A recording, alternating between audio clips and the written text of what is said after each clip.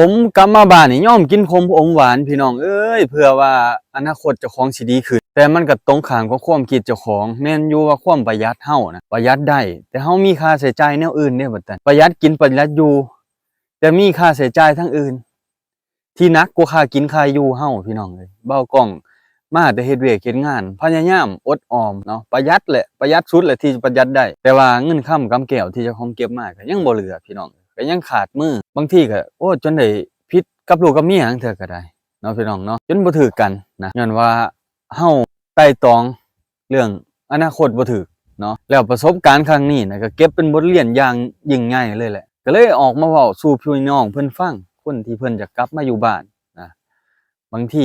ไปเจอพบเจอคือเบากล้องมาเดี๋ยวมันจะสายถ้าเฮาบ่ออกมาเว้าแล้วก็สิเก็บเป็นบทเรียนของเจ้าของอีกนำมื้อหน้ามื้อในจั่งเทื่อไปพ้อไปหยังมาเนาะบ่กล้องยอมกินขมอมหวานกับเมียคือว่าจังซั่นล่ะบ่กล้องอ้าวมีน้อยกินน้อยนะพี่น้องส่วนมากจะเน้นประหยัดไปหั่นแหละค่อยๆกินไปมีแจ่วกินแจ่วมีไข่กินไข่มีมาม่ากินมาม่าไปเนาะบ่ได้ว่าเอาครบหม้อครบหมู่เนาะมื้อนี้ก็ออกมากวนมันมาขวดมันกับเมีย2คนตั้งแต่เช้าพู้นล่ะพี่น้องเอ้ยผัวขวดเมียกลเก็บกองไว้เพื่อว่ามื้อหน้ามื้อในเฮาขวดแล้วเฮาหยังแล้วเฮามาฟันเก็บใส่กระเป๋าเก็บใส่สอบมาปั้นบัดตานี้พี่น้องเอ้ยปั้นแล้วก็มาตากบัดตานี้เนาะเมียกำลังแต่งกินพี่น้องหลังจากขึ้นมาแต่ขวดมันกลมันพี่น้องเอ้ยตื่นเช้ามาก็ออกมานี่แหละพี่น้องเอ้ยบ่ได้ไปหาแนวอยู่แนวกินคือข้าวมื้อนี่ก็ไปหาซื้อแนวกินเนาะเบิดไปแล้วคาบละแสนนังเทื่อนะพี่น้องคันบ่กลัวพุเนาะก็คือเฮาได้อยู่นำพ่อนำแม่คืออยู่นำครอบครัวของเมียเนาะเฮาก็ต้องมีค่าใช้จ่ายนั่นค่าใช้จ่ายนี่บ่แม่นเฮาจะกินคนเดียวเฮากินกับพ่อกับแม่กินกับพ่อเฒ่าแม่เฒ่าพี่น้องกินกับลูกกับเต้าเฮ็ดจั่งใดแนวอยู่แนวกินจะแต่งมาอยู่มากินในผ้าขาวผ้าน้ำนี่สิพอกันอยู่กันกินหั่นนะเฮาต้องคิดหลายๆอย่างเนาะพี่น้องเนาะนี่คือเบากล้องเนาะพี่น้องเนาะมื้อนี้เมียซื้อมาม่าออกมาต้มพี่น้องเอ้ยออกมาต้มสดน้ำมันร้อนเพราะว่าเจ็บคออากาศมันเปลี่ยนพี่น้องเอ้ย3-4มื้ออากาศหนาวเนาะมามื้อนี้อากาศร้อนพี่น้องเอ้ยพากันเจ็บคอเจ็บหยังไปมื้อนี้ก็สิพากันกินต้มมาม่าเมียก็ซื้อลูกชิ้นมากินกับอีกครับว่ามาม่ากับลูกชิ้นพี่น้องเอ้ยอันนี้ลูกชิ้นไม้ละ5,000ผู้ลูกชิ้นก็ได้เนาะ5,000กีบก็3ไม้ก็15,000พี่น้องเอ้ย15,000ก็สิประมาณ20กว่าบาทนี่แหละ20-30 บาทนี่แหละพี่น้องแพงอีหลีเนาะอันนี้ก็มาม่า2ห่อกินต้มกินกับเมียพี่น้องเอ้ยพอได้กินเนาะส่วนมันก็นี่แหละพี่น้องเอ้ยบ่กล้องขวัดกับเมียก็ได้ขวดเมื่อวานนี้เริ่มต้นเมื่อวานนี้ก็คือขวดฮอดแต่ตอนเที่ยงเนาะเมียบ่สบายก็พากันเมื่อเนาะพี่น้องเนาะเมื่อเพราะว่าคือสิเป็นไข้เป็นหนาวเพิ่นว่าบ่กล้องก็งัดพี่น้องเอ้ยงัดไปตามนั่นแหละงัดไปตามร่องเอาไม้งัดเอาเนาะคือว่าสิใช้รถไถเฮาก็บ่มีงบสิไปจ้างเพิ่นเนาะคันว่ามันบ่เป็นหัวหลายนั่นนะพี่น้องมันหัวเขารอแค่แหละบ่พอสิได้อีหยังนี่แหละมาแต่งข้าวแต่งน้ำกินพี่น้องเอ้ยเมียก็แต่งลูกชิ้นอีหยังนี่แหละพี่น้องเอ้ยนี่แหละว่าหมอเอามากินซ้ำนี่แหละกินพอได้อยู่ได้เช้ากินพออิ่มเฮาก็พอพี่น้องเอ้ยเฮ็ด2คนผัวเมียพี่น้องเอ้ยทางนี้ก็ขวดแล้วพี่น้องยังอยู่ตากพู้นแหละบ่กองตากอยู่พู้นพู้อยู่ทางพู้พี่น้องตากก็ได้สวนนี่ก็พอหลายปานใดส่วนมากมันจะเป็นห้วยพี่น้องเอ้ยก็คือว่าทางเบิดแล้วแหละเนาะคือปีนี้สิหาเงินหาค่ำมันซื้อเบี้ยยางนี่พี่น้องเบี้ยยางก็เบี้ยละ40 บาทพร้อมปลูกเลยเพิ่นว่าตาช่ำเพิ่นว่าเพิ่นช่ำให้แล้วช่ำใส่ถอกใส่ถุงแล้วมันปงพร้อมปลูกเขาว่าจังได๋แหละบ่กองก็บ่เข้าใจคือกันเนาะนี่แหละพี่น้องเอ้ยมาหากินข้าวกินน้ำนำกันก่อนจะไปเฮ็ดเวียกเฮ็ดงานนะพี่น้องเนาะนี่แหละการเป็นอยู่ของเฮาก็คือนี่แหละพี่น้องคือตามพี่น้องเห็นนี่แหละบ่กล้องพาพ่อแม่พี่น้องมาเบิ่งการเป็นอยู่ของเฮาเดี๋ยวบ่กล้องก็เว้าโพดอีกบ่กล้องก็ต้องพาพ่อแม่พี่น้องมาเบิ่งชีวิตจริงๆหั่นแหละการเป็นอยู่ของเฮาอยู่ในไร่ก็ในสวนก็มีดอกต้นกล้วยหน่อหมอกหน่อไม้ปลูกไว้เพื่ออนาคตพี่น้องเอ้ย ยามนั้นเฮาสิได้ขอได้ซื้อกันผู้ใดพี่น้องในอนาคตนี่เพราะว่าคนเขาเจ้าสิบ่ให้เข้าหัวเข้าสวนกันแล้วเด้พี่น้องเอ้ยบัดตานี้ยามหมากหมากไม้หมากตอกเข้าเป็นหมากเป็นหน่วยนี่คือมะม่วงมะม่วงนี่ปลูกตามใกล้ๆเถียงนี่คือได้กินได้พี่น้องเอ้ยหมักขอกมะเขือหมักพริกหมักพร้ายแถวน่ะได้กินเบิดแหละพี่น้องเอ้ยยามฝนยามหยังน่ะมันโปร่งใหม่ตัวเอ้ามากินข้าวกินน้ำนำกันมาพูดคุยกันมาเว้ากันพี่น้องเอ้ยมาพี่น้องกินข้าวนำกันมากินข้าวนำกัน2มื้อเลยเนาะพี่น้องเนาะนี่แหละพี่น้องเอ้ยขึ้นจากคิดเวียงงานกับหากินข้าวกินน้ำแนวกินก็บ่ได้หลวงได้หลายกินพอมีแห้งพี่น้องเอ้ยต้มมาม่าสดร้อนๆแล้วก็ลูกชิ้นเนาะ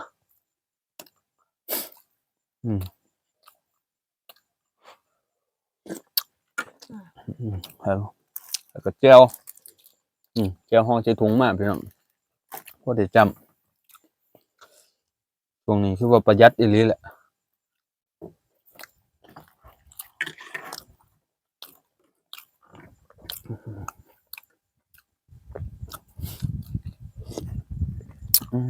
โอ้มีแห้งเด้อพี่น้องเอ้ยได้สดน้ำมันร้อนเจ้าของไอเบิดคืนสอดแจ้งพี่น้องเอ้ยนอนก็บ่หลับช่วงนี้ก็สิถ่ายคลิปลงให้พ่อแม่พี่น้องติดตาม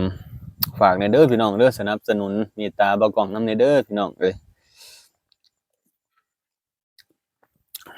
พอได้มีรายได้พี่น้องเอ้ยซื้อแนวอยู่แนวกินนี่แหละ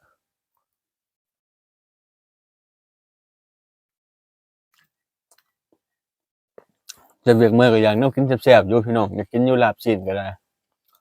ต้มปลาใหญ่ๆสดร้อนๆก็คือสิมีแห้งพี่น้องเอ้ยแต่มันก็แพงโพดสิท่าขายมันก็คงสิยากสิได้จักกีบจักบาทพี่น้องเอ้ยมันก็คือว่าลงแล้วแหละ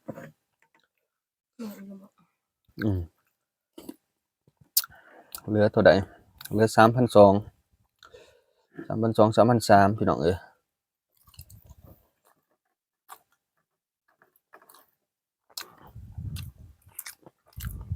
เฮ็ดเวียก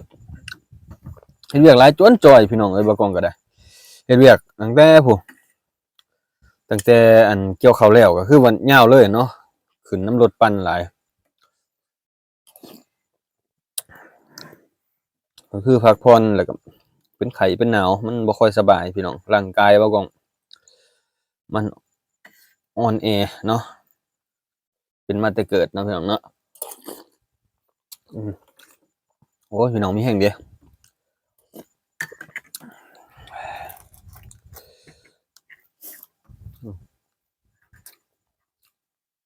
4 โมงก็พากันเข้าเมื่อเลยพี่น้องอยู่อันค่ำบ่ได้เพื่อเข้าเมื่อมันก็ค่ำเลยเพราะว่าเราออกมานี่ก็เกือบ3กิโลพี่น้องขี่รถอีแต๊กออกมาขี่รถไถออกมากับเมียขนน้ำกินน้ำใส่มาไว้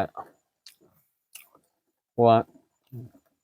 สวนนี่คืออยู่ภูพี่น้องคือมาจับจองเอาพ่อเฒ่าจับจองเอาแต่ตะกี้พู้นแหละ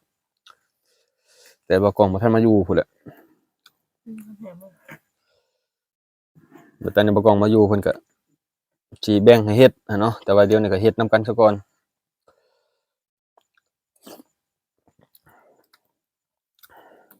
ว่าที่ทางบ่กล้องก็มีอยู่บ้านเนาะแต่ว่ามาเฮ็ดอยู่บ้านเมียซะก่อนว่าเจ้าของเอาไว้ซะก่อน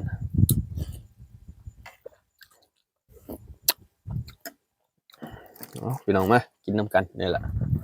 เอาสิกินหยังแต่มื้อก็แนวกินก็บ่ได้ไปหากูว่ายามนี่ก็หายากแนวกินพี่น้องเอ้ยไปหานกหาหนูก็พอปานนั้นแหละ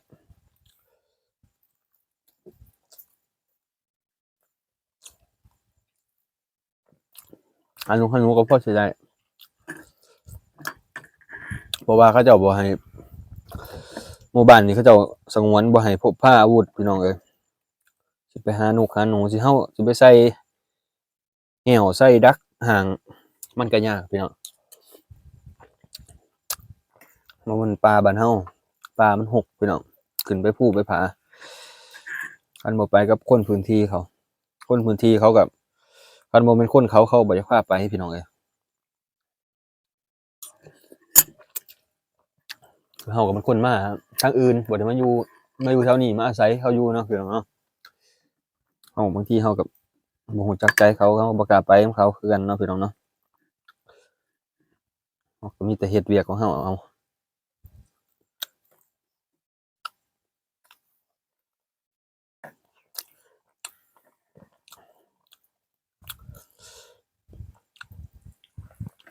ก็ว่าสวนนี้สิแล้วประมาณอีกอาทิตย์หนึงน่าสิแล้วพี่น้องเอ้ยอีกอาทิตย์หนึงน่าสิแล้วแล้วบ่กล้องก็สิกลับบ้านมาหาแม่หาพ่อบ่กล้องอยู่บ้านเนาะมาเฮ็ดพู้อยู่พุ่นก็บ่ทันขวดพี่น้องเอ้ยบ่กล้องก็ปลูกคือกันอยู่พุ่นเนาะปลูกกับแม่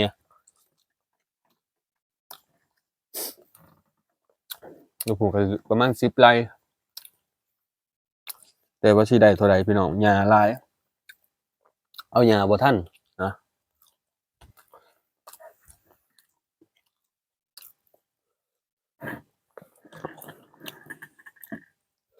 เอ้าพี่น้องเอ้ย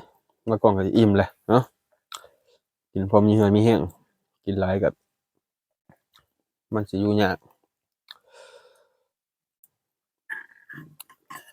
คันไปมาสะดวกคือว่าเจ้าของพร้อมลงจอยลงก็คือใครแหน่ไปง่ายมาง่ายบ่อึดอัดตัวตนเจ้าของปานใดคือว่าลงก็หลายกิโลเลยแหละพี่น้องเอ้ยแต่กี้บ่กล้องก็หน้าตึงๆหน้าไข่ๆจักหน่อยเนาะหุ่นพร้อมเดี๋ยวนี้พร้อมคักพี่น้องเอ้ย